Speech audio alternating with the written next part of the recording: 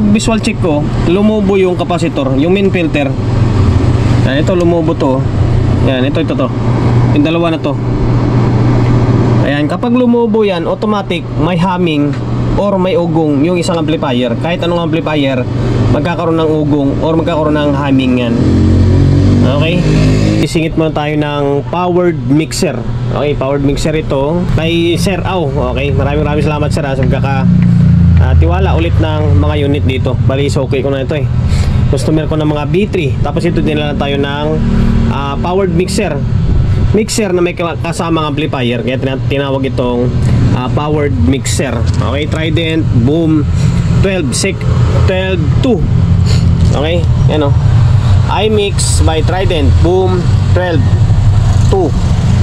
Okay, ngayon walang problema itong pinaka mixer nya. Ang problema is nasa amplifier nya. Kaya ito nakaangat na dahil binuksan ko na para mas mabilis sana yung video natin. And then pinapagawan sa atin ng video, kaya gawa natin ng video ito. Ang issue, hindi ko lang matandaan gaano kanina yung usapan namin eh. Ang pinaka kanyata is yung para may ugong or parang may DC out daw na lumabas. Okay, baka daw na overload. Ngayon, ito nakabukas na nga ito. I-on ko. I-on natin kasi may plug naman na yan eh. Okay, ayan siya, naka-switch on na siya. Ito yung display nya. Ito yung amplifier nya. Ayan. Medyo madilim lang. Okay, ito yung amplifier nya. Ngayon, sa visual check ko, medyo nahihirapan ako kasi wala tayong cameraman eh. Yan, sabay pag visual check ko, lumubo yung capacitor, yung main filter. Yan, ito lumubo to. Yan, ito to. Yung dalawa na to. Ayan, kapag lumubo yan, automatic may humming or may ugong yung isang amplifier. Kahit anong amplifier, magkakaroon ng ugong or magkakaroon ng humming yan. Okay? Kasi nagre-relay naman siya eh. May relay to, nagre-relay naman siya. Ibig sabihin, maring normal yung amplifier niya. Okay? Ayan. Value pala ng capacitor niyan ay 63 volts by 1000. Hindi, 10,000 pala. 63 by 10,000 microfarad. Okay? Ayan. Ngayon, iangat ko itong teka lang angat natin tong pinaka mixer niya. Tapos silipin natin yung amplifier niya. Nahirapan ako eh. Okay? Okay, ayan. Kinalas ko yung pinaka mixer niya. Ito siya oh. Ngayon, ito yung amplifier. Ito yung sinasabi ko yan oh. Malug na siya. Tapos nabuntis. Okay, nalubo siya oh. Yan. Malamang na maaring nga na overload dito. Kaya natuyot siya and then lumubo. Ngayon, palitan natin ng filter capacitor muna. Dito lang muna. Unang, hindi ko na nga tinisting eh. Hindi ko na tinisting kung ano pinaka problema eh. Basta, pagbukas ko, ito lang nakita ko na lumubo. Kaya, focus muna tayo dito, di ba? Okay, kapag pinalitan natin to tapos naging okay, di ito lang yung problema niya. Hula eh no. Okay, palitan ko pa ng capacitor. Ayan, lumubo siya oh. Minaklas ko na yung capacitor niya. Sobrang gaan no? Halos wala siyang laman. Lalo to isa oh. Halos wala siyang laman. Yan na, lumubo siya oh. Ano oh. Hindi siya makatayo na maayos oh. Same din yung isa oh. Diba? Oh. Tapos sobrang gaan na. Okay, value nito ay 63. Pwede palit dito is 80 volts, 10,000. 80 volts by 10,000 pwede. Ang problema baka bumangga naman sa may mixer niya. Pero try ko. Maghanap ako ng pamalit muna. 63 or 80 pwede. Okay?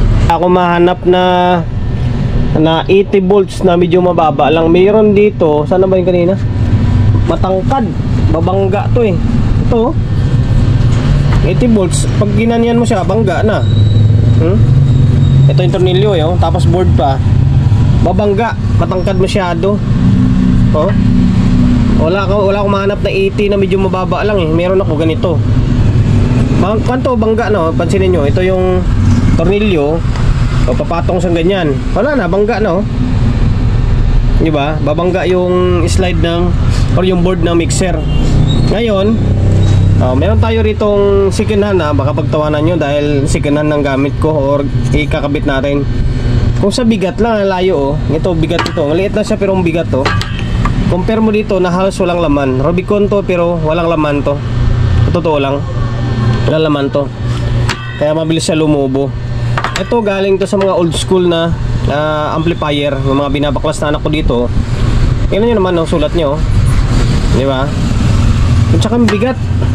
Ginagamit ko to pang troubleshoot ko sana. Ito yung diode nyo. Pang troubleshoot ko sana ito. Kaso wala akong mahanap na pamalit. Meron dito mga galing sa 5 auto. Kadalasan mga 50 volts lang. Ito gagamitin natin. Hindi ako magkakabit na hindi ako sigurado. Diba? Yan, 63 volts na 10,000 microfarad din ito. Bigat nyo. Compare mo dito. Ito talaga walang laman to. Ayan o. Tunog na. Itong isa walang tunog pero sobrang gaan. Ngayon, ipalit ko ito Okay? Ito, naibalik ko na yung board or naipalit ko na yung capacitor. Ayan. Tapos, binalik ko na tinornilyo ko na ito. Wala naman tayo nakitang kalawang pa Kulang na lang dito is linisin natin yung fan. Yan, fan yan dumi Nalinisan natin to tapos balik natin yung pinaka mixer niya. Try natin kung ano magiging kalabasan niya. Sana maging normal na. Sana yun lang yung magiging or naging problema niya. Okay? Naibalik ko na yung pinaka mixer pero hindi pa to nakatornilyo Ayan samantala lang muna para malaman natin kung okay na. Kung okay na, di saka natin tornilyo. Pero pag may problema pa, mas madali lang siya baklasin ulit. Okay? Ngayon, may nakakabit na speaker na ito. Ayan nakakabit na speaker. Speak on yung gamit natin. Pero pwedeng PL siya. Tapos dito tayo nag-input. Laptop natin is gumagana na. Okay? On natin to. Yan, nag-working siya. Yan, nag-relay. Pakita ko sa inyo Yun yung pa natin capacitor na pinalitan Yan. Ngayon, naka-play yung laptop natin. Left channel, right channel.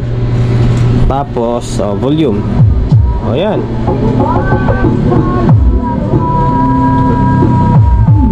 Dalawang channel siya Good yung tunog. Ayusin natin yung kanya equalizer niya, okay? Yan. Isa channel, right channel. Tap natin yung right channel, yung left channel. Okay, meron. Dalawang channel. Okay. Baba natin yung left.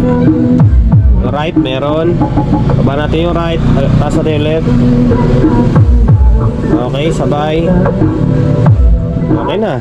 Working na siya. Yun lang talaga yung nagiging problema niya. Kahit sa mga integrated na amplifier, sa mga 5 auto o ano mga integrated, kapag may humming or maugong siya, kahit na wala pa siyang signal, kadalasan nasira ito. Yan, 63 volts na 10,000 microfarad kadalasan. Minsan 50, depende sa capacitor na ginamit or depende sa supply na ginamit. Pero dito, ito yung Rubicon na medyo japik sa totoo lang. Sobrang gaan niya, akala mo papel Okay?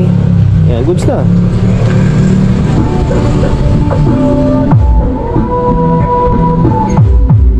And then minsan pag na-overload siya, yung capacitor yung tinatamaan. Okay, hanggang dito na lang. Sana nakapagbigay idea tayo Mabilis ang vlog lang ito.